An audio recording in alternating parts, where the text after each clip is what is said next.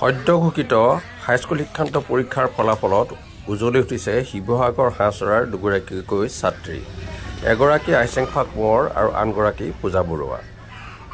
বহুতো কষ্টকৰ জীৱন নিৰ্বাহ কৰা পিতৃ মাতৃৰ মুখত আজি কন্যা সন্তানৰ সাফল্যত সুখৰ বন্যা পৰিয়ালৰ লগতে স্থানীয় ৰাইজৰ লগতে আইচেংফা কোঁৱৰে অসমৰ জনপ্ৰিয় অভিনেত্ৰী প্ৰস্তুতি পৰাশৰৰ সমান্তৰালভাৱে অভিনয় কৰিব বিচাৰে। আকৌ আনগৰাকী পূজা বৰুৱাই ঠিকভাৱে সেৱা কৰিব বিচাৰে। ব্যুৰ ৰিপৰ্ট, ভাতকাই টিভি। যিটো পৰীক্ষাৰ ৰিজাল্ট দিছে, কেনেকুৱা হৈছে পৰীক্ষা? পৰীক্ষাটো ভালেই হৈছে। কেনেকুৱা ৰিজাল্ট কেনেকুৱা? ফাৰ্ষ্ট ডিভিজন 2খনত লেটাৰ পাইছোঁ। কোন বিদ্যালয়ৰ পৰা তুমি? হাঁহচৰা উচ্চতৰ মাধ্যমিক বিদ্যালয়ৰ পৰা। তুমি যিহেতু আজি তোমাৰ যিটো মেট্ৰিকৰ যিটো দেওনা পাৰ হৈছা, তোমাৰ ভৱিষ্যত পৰিকল্পনা কি আছে? মোৰ ভৱিষ্যতে মোৰ পৰিকল্পনা ঢেৰ আচলতে, যিটোতে সফল হওঁ তাতে কৰিম আৰু। নিৰ্দিষ্ট কিবা এটা? নিৰ্দিষ্ট বুলিবলৈ নাই, মোৰ সকলোৱে ভাল লাগে। তোমাৰ এই পঢ়া শুনাৰ ক্ষেত্ৰত কেনেধৰণৰ সহায় সহযোগ পাইছিলা তোমাৰ মা দেউতা লগতে শিক্ষাগুৰুসকলৰ পৰা? মই প্ৰথমে আমাৰ টিউশ্যন চেণ্টাৰ উদিত দাক মই ধন্যবাদ জ্ঞাপন কৰিছোঁ। তেওঁ মোক বহুত ক্ষেত্ৰত সহায় কৰিছে, বিশেষকৈ শিক্ষাৰ ক্ষেত্ৰত। মই তাৰপিছত বিদ্যালয়ৰ ছাত্ৰ ছাত্ৰীসকলকো বহুত ধন্যবাদ জ্ঞাপন কৰিছোঁ, লগতে মা আৰু দেউতাকো, লগতে গাঁৱৰ সকলো ৰাইজকে মোক ইমান ছাপোৰ্ট কৰাৰ বাবে। তুমি যিহেতু এনেধৰণৰ এটা সফলতা লাভ কৰিবলৈ সক্ষম হৈছা, তেনে ক্ষেত্ৰত তুমি কেনেধৰণে পঢ়া শুনা কৰি আছিলা? মই বেলেগৰ নিচিনাকৈ 24 ঘণ্টাৰ ভিতৰত 18 ঘণ্টা 19 ঘণ্টা সেনেকৈ পঢ়া নহয়। মোৰ যেতিয়াই মন যায় তেতিয়াই পঢ়োঁ, কেতিয়াবা নপঢ়োঁৱেই যেতিয়াই মন যায় তেতিয়াই মন দি অলপ পঢ়োঁ। মন দি মই আচলতে 2 ঘণ্টা বা 1 ঘণ্টাই পঢ়োঁ। বেছি মই যেতিয়া পঢ়োঁ ভালকৈ মন দি পঢ়োঁ আৰু ইমানেই। কৃতজ্ঞতা কাক বেছিকৈ দিব বিচাৰিবা? বেছিকৈ মই মা দেউতাক, লগতে মোৰ টিউশ্যন চেণ্টাৰ উদিত দাক। শেষত এটা সুধিম যে কি তোমাৰ পাছৰ পৰ্যায়ত যিসমূহ ছাত্ৰ ছাত্ৰী এনেধৰণৰ পৰীক্ষাত অংশগ্ৰহণ কৰিব বা পৰীক্ষাৰ্থী হিচাপে অৱতীৰ্ণ হ'ব, তেখেতসকলে তোমাৰ কি থাকিব, মেছেজ কি থাকিব পাৰে? তেওঁলোকে ভালকৈ যাতে শিক্ষা গ্ৰহণ কৰক, আৰু যিহেতু পদ্ধতিটো বেলেগ হৈ আহি আছে, সেইবাবে অলপ যদি ভালকৈ মনোযোগটো দি দিয়ে পঢ়াত, তেতিয়া ভাল ফলাফল ল'বলৈ সক্ষম হ'ব। তোমাৰ এইম ইন লাইফ কি আছে? মোৰ ভৱিষ্যত পৰিকল্পনা? মোৰ ভৱিষ্যত পৰিকল্পনা ঢেৰ, মই এতিয়া ডাইৰেক্ট ক'ব নোৱাৰিছোঁ। কোনো এটা নিৰ্দিষ্ট নাই? নিৰ্দিষ্ট নাই, যিফালে যোৱা হ'ব সেইফালে যাম।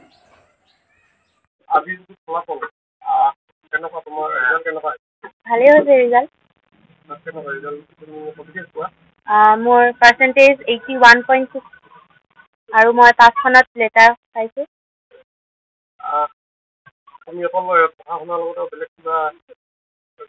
মই পঢ়া শুনাৰ লগতে মই ছবি আঁকো, ছবি আঁকি ভাল পাওঁ, লগতে সংগীত চৰ্চা কৰি আছোঁ, শিকাৰো হয় এগৰাকী, আৰু লগতে মই অভিনয় কৰিও ভাল পাওঁ।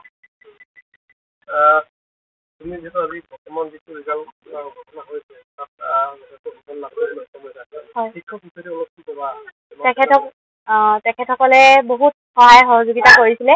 তেখেতসকলৰ আশীৰ্বাদতে আজি মই এনেকুৱা এটা ফল পাবলৈ সক্ষম হৈছোঁ, গতিকে তেখেতসকলক বহুত বহুত ধন্যবাদ জনাইছোঁ। ভৱিষ্যত পৰিকল্পনা মই এগৰাকী সুনাগৰিক হ'ব বিচাৰোঁ। লগতে যদি মই সুবিধা পাওঁ তেতিয়া মই NSD national school of drama, মই তাৰ পৰা মই শিক্ষা ল'ব বিচাৰিম। তোমাৰ লগতে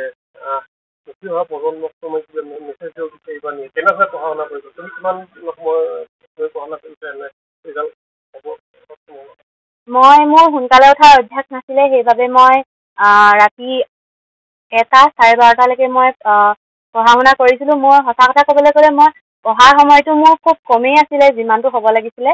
ৰাতিপুৱা সোনকালে উঠোঁতে মোৰ সদায় দেৰি হয়, সোনকালে নুঠো মই। ৰাতিপুৱাও কম সময় পঢ়া হয়, গধূলিখিনি সময়তে মই বেছিকৈ পঢ়োঁ।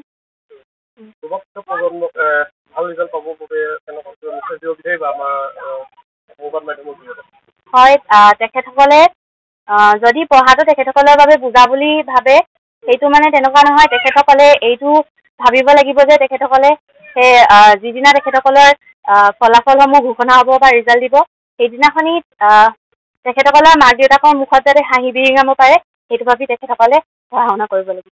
তোমাৰ এই এনে যিটো শিক্ষা যাত্ৰা আছিল তাত তোমালোকৰ মা দেউতা হেৰি অৰিহণা কেনেকুৱা যথেষ্ট চিনাকে আছে বুলি ক'ব হয় কি ক'বা?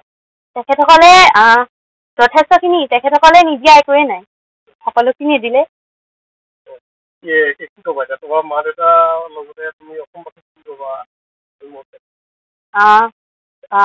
মই যিহেতু মই স্কুলৰ ফালৰ পৰা বহুকেইটা স্কলাৰশ্বিপ পাইছিলোঁ সেইকাৰণে অসম চৰকাৰকো ধন্যবাদ জনাম আৰু আগলৈ যাতে আগবাঢ়ি যাব পাৰোঁ। লগতে তুমি আমি এটা বিশেষ কথা জানিব পাৰিছোঁ যে তুমি অকল পঢ়াৰ ক্ষেত্ৰত নহয় তুমি সাংস্কৃতিক ক্ষেত্ৰতো কিছুমান তোমাৰ পাৰদৰ্শিতা আছে। মই যিটো শিৱসাগৰত প্ৰতি বছৰে জুলাই মাহত অনুষ্ঠিত হয় সদৌ অসম শিশু নাট্য সমাৰোহ বা নাট প্ৰতিযোগিতা তাত মই 2023 চনত মই সঠিককৈ পাহৰিছোঁ 2023 চনত মই অভিনয় কৰিছিলোঁ। নাটখনৰ নাম আছিলে সৰু ধেমালি বৰ ধেমালি। তাত আমাক নীলোৎপল বৰগোহাঁই ছাৰ দীপাংকৰ ফুকন ছাৰহঁতে শিকাইছিলে। সেইখনত মই প্ৰতিভাৱান শ্ৰেষ্ঠ অভিনেত্ৰী বঁটা লাভ কৰিবলৈ সক্ষম হৈছিলোঁ।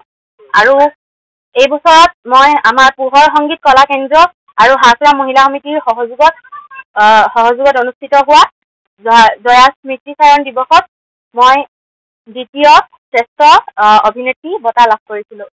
অভিনয় জগতৰ লগত তোমাৰ কিবা মন আছে নেকি?